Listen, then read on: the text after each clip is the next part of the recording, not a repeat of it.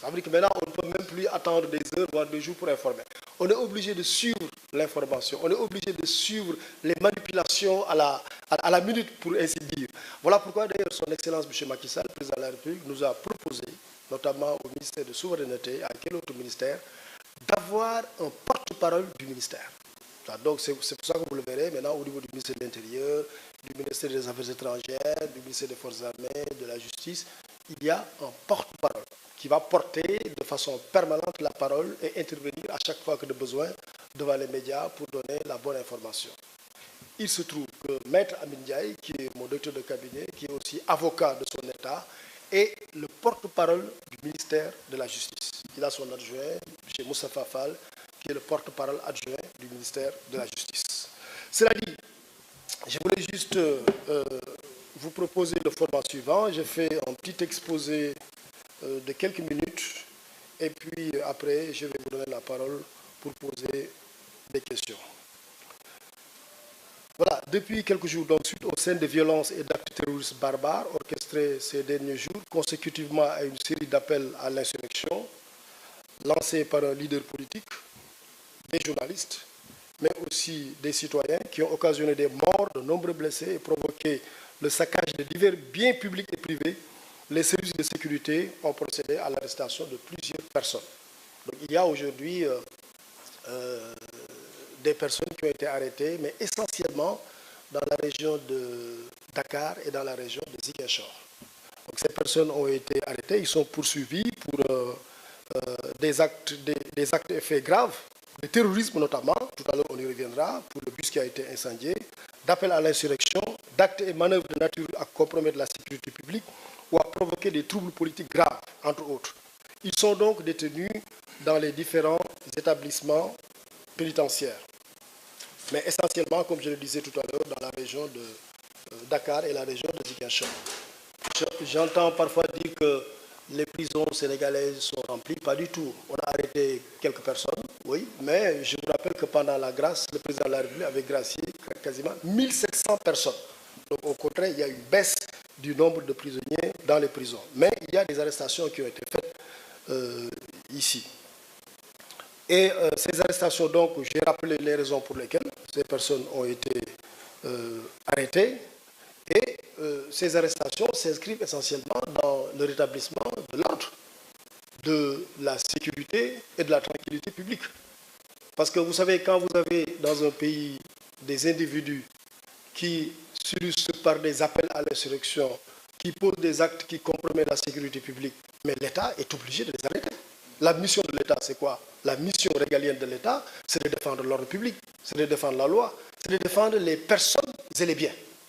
C'est de permettre que les gens puissent aller et venir. Donc, les raisons essentielles de ces arrestations, qui sont réelles, c'est les raisons que je viens d'indiquer tout à l'heure.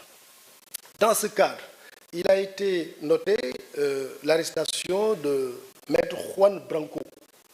Juan Branco, pour ceux qui suivent l'actualité, c'est un avocat français qui s'est illustré ces derniers temps par des attaques contre l'État du Sénégal, contre ses institutions, qui a essayé d'expérimenter sa théorie de la révolution et de l'insurrection au Sénégal, en appelant les gens à brûler, à casser, etc. Il y a, sur la base de ces infractions, un mandat d'arrêt international qui a été émis à son encontre. Et ce mandat d'arrêt international a été délivré par un juge d'instruction qui lui reprochait les faits que j'ai évoqués tout à l'heure, d'insurrection, d'actes de nature à troubler la sécurité publique et parfois même des appels à l'insurrection pour renverser l'ordre constitutionnel. Donc il y a un mandat d'arrêt international qui a été décerné. Il se trouve qu'il est entré irrégulièrement, pour ne pas dire frauduleusement, dans le territoire national.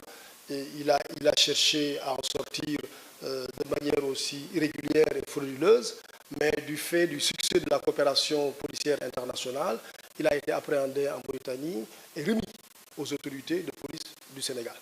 Évidemment, dès qu'il a été remis aux autorités de police du Sénégal, qu'est-ce qui se passe? On exécute le mandat d'arrêt international. C'est un mandat qui a été exécuté. Le mandat est là. C'est sur la base d'un mandat d'arrêt international, le mandat est là, sous mes yeux, qu'il a été arrêté. Et quand il a été arrêté, mandat d'arrêt, quand on vous arrête, on vous conduit directement en prison. En l'occurrence, c'était la maison d'arrêt et de correction de Rebus. Il a été conduit là-bas. Il a été présenté à un juge d'instruction ce matin. Et le juge d'instruction a exécuté le mandat d'arrêt international. Parce que le mandat d'arrêt, c'est quoi? C'est pour arrêter quelqu'un. On l'a arrêté. Donc, une fois qu'on l'arrête, le mandat d'arrêt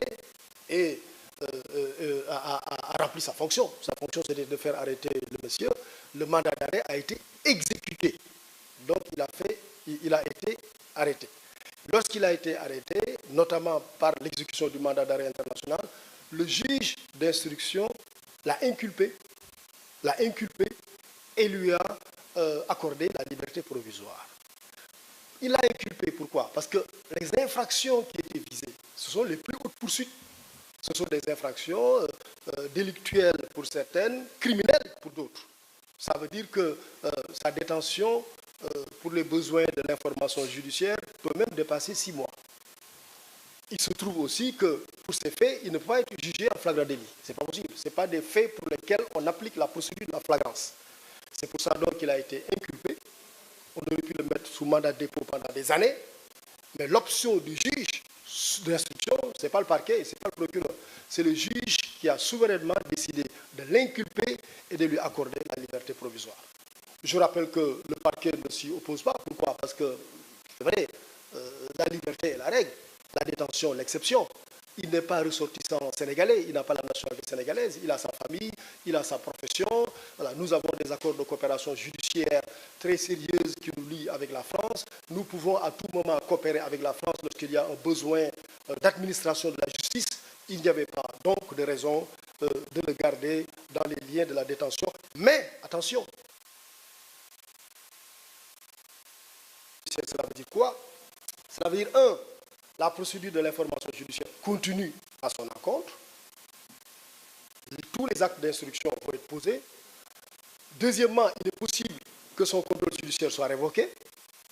Et troisièmement, il peut être jugé lorsque l'information sera clôturée. Il peut faire l'objet d'un renvoi devant une juridiction de jugement et être jugé. Il pourra être jugé,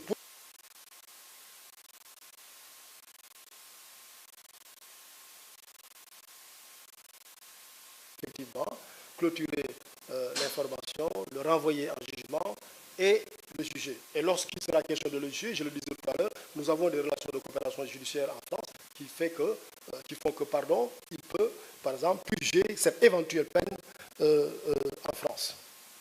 Voilà, donc pour le cas de Branco, c'est ça,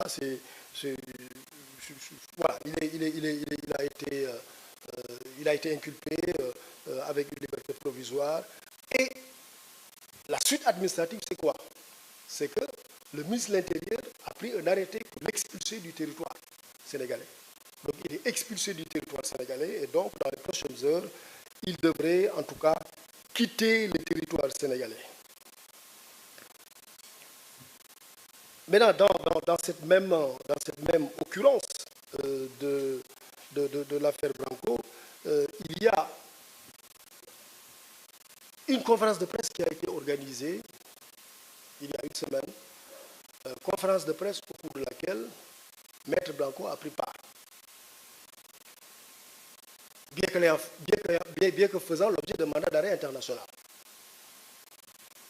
Il se trouve que les avocats qui ont organisé cette conférence de presse, de bonne foi peut-être, ne savaient pas qui serait là. C'est pour ça d'ailleurs qu'on ne peut pas poursuivre ces avocats, peut-être qu'ils sont de bonne foi. Mais il se trouve qu'il y a l'un d'entre eux pour lesquels il y a des éléments, il y a des indices graves et concordants qui montrent qu'il a aidé le sieur Branco à faire ce qu'il a fait. Autrement dit, il l'a aidé à commettre ces actes qui vont à l'encontre de la loi, entrée et séjour irrégulier